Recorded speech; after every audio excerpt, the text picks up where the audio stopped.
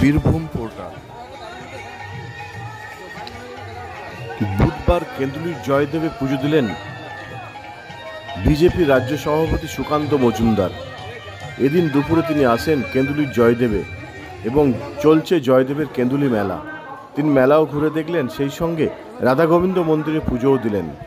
পুজো দেওয়ার পর বিভিন্ন প্রসঙ্গে সাংবাদিকদের বক্তব্য দেন সুকান্ত মজুমদার। লুট মানে কি বলবো, আমার কাছে যা খবর আসছে প্রতিনিয়ত লুট হচ্ছে। এর ফলে দেখবেন আগামী দিনে নদীগুলোর গতিপথ পরিবর্তন হবে, ভাঙন সমস্যা হবে, জল সমস্যা তৈরি হবে। বীরভূমের মানুষের উচিত লাঠি সোটা নিয়ে নিজেদের সম্পদকে রক্ষা করা। তৃণমূলের নেতারা এলে মেরে তাদের ব্যবস্থা করা। এরাই চুরি করে লুট করে নদী সমস্ত কিছু শেষ করে দিচ্ছে। আগামী দিনে বীরভূমের মানুষ জল পাবে না। এটা ভাগ বাট্টা করে দেওয়া আছে। মুখ্যমন্ত্রী একজনকে দায়িত্ব দিয়েছে নানুর দেখার জন্য, আর একজনকে দায়িত্ব দিয়েছে ইলাম বাজার দেখার জন্য। নামগুলো আমি বলছি না, আমাদের বাচ্চা কাচ্চার নেতারা বলে দেবে, আমাদের ছোট নেতারা বলে দেবে। এদের এই চোর ছাচ্চরদের নাম আমার মুখে নিতে লজ্জা লাগে।